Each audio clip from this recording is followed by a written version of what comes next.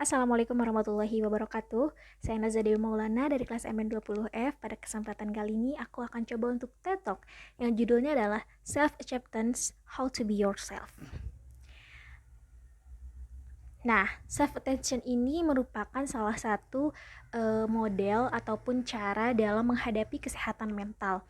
Tapi sebelum itu aku pengen memaparkan dulu nih. Sebenarnya orang-orang itu pasti sering banget dengar tentang kesehatan fisik. Tapi mereka juga bilang bahwa kesehatan mental itu juga penting gitu, selain dari kesehatan fisik.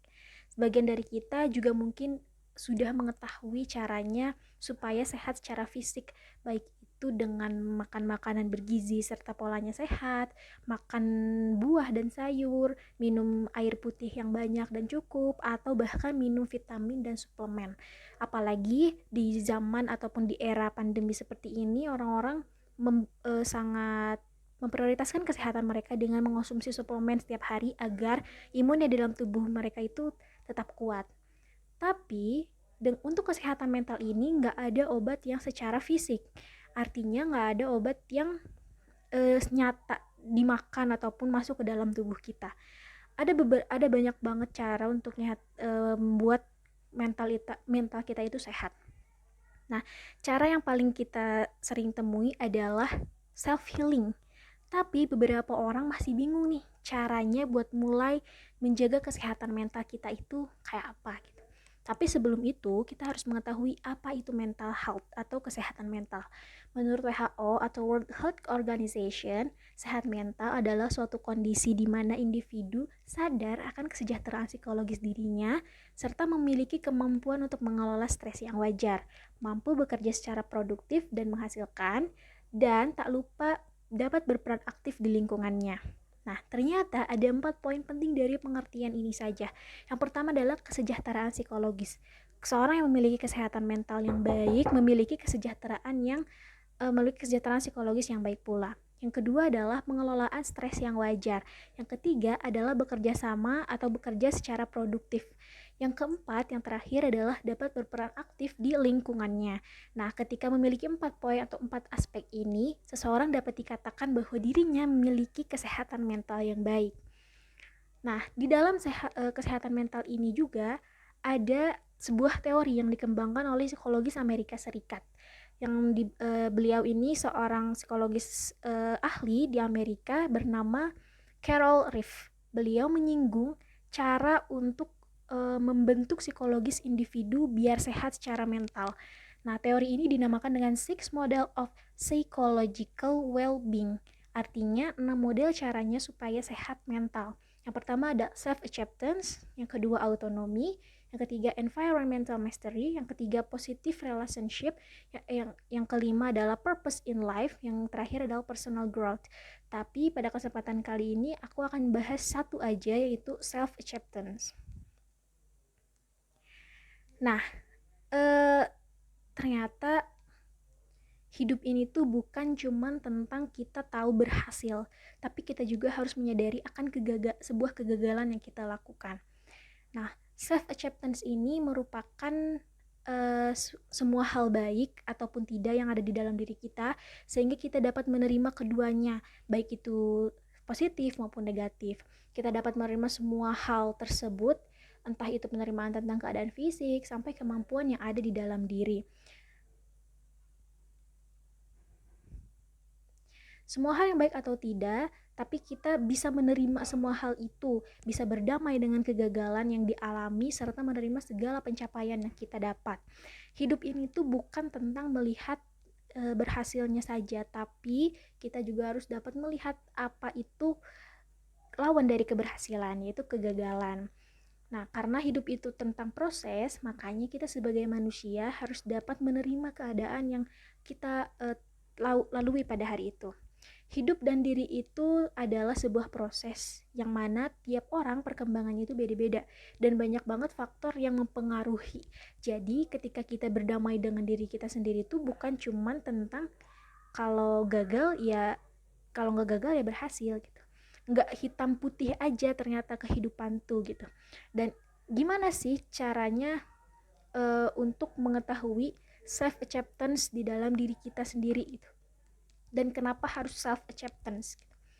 Nah, karena self acceptance itu merujuk pada self love atau mencintai diri sendiri, perlu ada untuk kita bisa lebih mengenal dan menerima keadaan diri kita supaya kita bisa ngembangin diri kita sendiri. Serta biasanya self love itu mudah dicapai ketika kita udah bisa menerima kekurangan serta kelebihan yang kita punya, termasuk keadaan yang dihadapi saat ini secara utuh dan apa adanya. Dengan kita tahu dan ngembangin self acceptance ini, kita biasanya bakal lebih siap untuk menerima tantangan yang datang dari diri kita sendiri maupun dari orang lain. Karena yang dihadapi saat ini tuh hanya sebagian kecil dari perjalanan hidup gitu. Definisi diri kita itu bukan cuma tentang apa yang kita lakuin saat ini. Jadi ketika yang kita lakuin ini gagal, kayak misalkan gagal UTBK, masuk perguruan tinggi negeri yang kita impikan, gagal mendapatkan pekerjaan impian ataupun gagal mendapatkan nilai yang sempurna gitu. Nah, ternyata itu tuh bukan hal yang dapat mengakhiri kehidupan kita gitu. Begitupun ketika kita berhasil, bukan karena kita berhasil semua tujuan ataupun kehidupan kita ini selesai sampai situ saja. Misalkan seorang Raffi Ahmad ini adalah orang yang bisa dibilang kaya gitu. Kaya hati, kaya harta, kaya dengan mental, kaya dengan orang-orang di sekelilingnya gitu.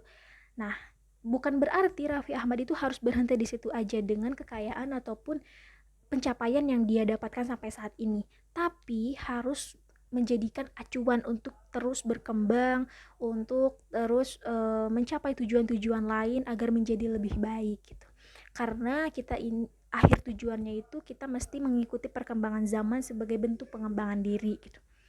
Nah, ternyata self acceptance ini memiliki ciri-ciri. Ciri-cirinya itu orang yang ada di dalam dirinya itu cenderung bergerak lebih cepat ketika dia menghadapi suatu masalah.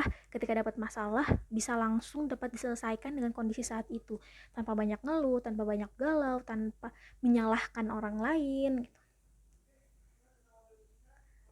Nah, ternyata ada dua tipe self acceptance. Yang pertama adalah tipe tinggi. Misalkan orang yang nggak bisa begadang. Nah, tapi misalkan mahasiswa yang nggak bisa begadang gitu, ketika malam hari dia mendapatkan tugas dengan deadline-nya besok gitu.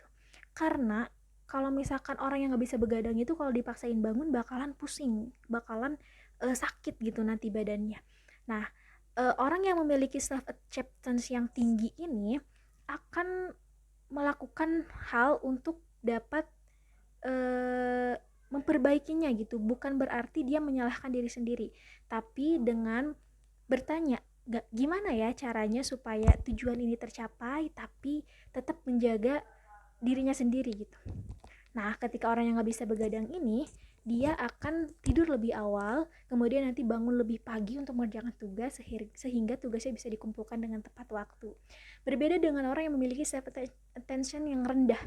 Nah, orang yang memiliki self attention yang rendah ini, dia akan memaksakan untuk bangun tengah malam untuk mengerjakan tugas tanpa dia memikirkan bahwa dia ini akan pusing karena begadang dan bangun tengah malam gitu. Dan dia bakalan banyak mengeluh serta uring-uringan dan menyalahkan diri sendiri. Kenapa ya aku gak bisa begadang? Kenapa ya aku gak bisa tahan ngantuk gitu supaya bisa mengerjakan tugas cepat dan bisa dikumpulkan besok paginya gitu. Itu dua tipe dari self attention.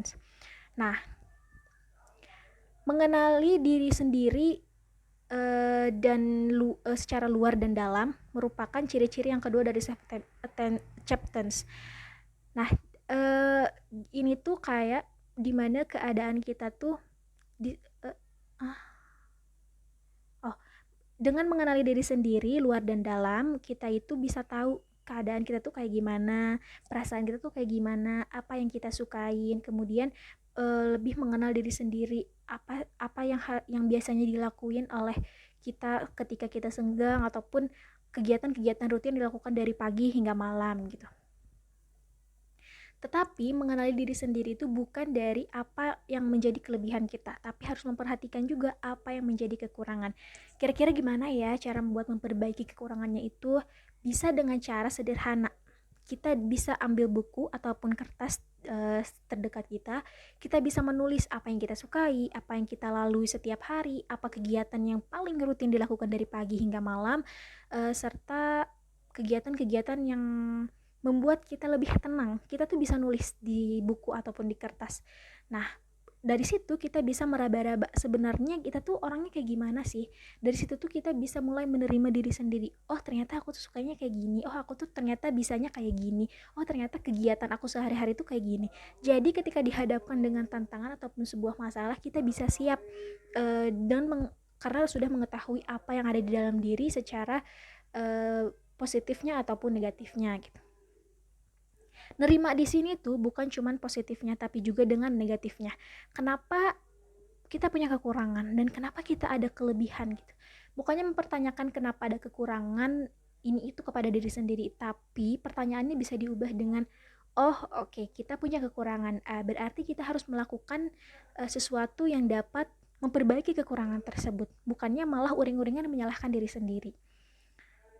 Hal itu bisa dilakukan oleh seseorang karena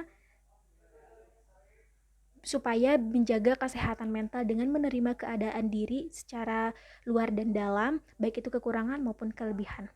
Nah, kalau misalkan masih nggak bisa, cobain deh cara ini. Aku sebagai mahasiswa yang kadang-kadang bisa stres ataupun mentalnya itu down, aku bisa memperbaiki kesehatan mental aku dengan dengerin musik aja biar relax. Kenapa dengerin musik? Karena ada kesenangan tersendiri dari mendengarkan musik. Telinga kita yang mendengarkan suara-suara yang enak didengar itu dapat menenangkan hati menurut aku. Nah, kenapa harus musik? Ada satu boyband grup Korea yang saya sukai yaitu BTS. Pasti orang-orang di sini udah pada tahu kalau BTS itu boyband terkenal dengan uh, ya masa trennya itu panjang sampai sekarang udah 9 tahun ada di dunia musik. Mereka itu istimewa banget. Jadi, kenapa memilih BTS untuk obat dari kesehatan mental itu? Karena di BTS itu kita diajarin tentang self love atau mencintai diri sendiri. Ada seri album Love Yourself, mereka nyeritain tentang perjalanan mencintai orang lain lalu sadar bahwa cinta itu salah karena dapat melupakan diri kita sendiri. Akhirnya salah satu lagu dari seri album ini yaitu Answer yang Love Yourself adalah tentang mencintai diri sendiri sebelum mencintai orang lain. Dari mendengarkan lagu itu aja aku udah sadar bahwa ternyata pelimpahan kasih sayang untuk diri sendiri itu lebih banyak dibandingkan dengan pelimpahan kasih sayang ataupun cinta kepada orang lain gitu. Karena hidup kita itu hanya dengan diri kita gitu. Nggak peduli orang bakal berkata A, B, C, dan D, karena yang menjalani hidup kita ini adalah kita sendiri. Jadi pada intinya adalah dengan kita dapat menerima kekurangan serta kelebihan yang ada di dalam diri, baik itu secara positif maupun negatif, baik itu kekurangan ataupun kelebihan, kita harus dapat menerima dan mengetahui gitu apa yang akan kita lakukan ke depannya dan apa tindakan yang harus kita ambil ketika kita menghadapi sebuah masalah. Untuk teman-teman semua yang menonton video ini, kesehatan mental itu menurut saya adalah satu hal yang penting. Jadi teman-teman harus betul-betul mengenali diri sendiri. Jangan sampai kita apa namanya? Jangan sampai kita terlalu mencintai orang lain sampai kita lupa bahwa diri kita juga perlu dicintai. Love yourself karena kehidupan ini kita yang jalanin. Kurang lebihnya mohon maaf. Terima kasih. Wassalamualaikum warahmatullahi wabarakatuh.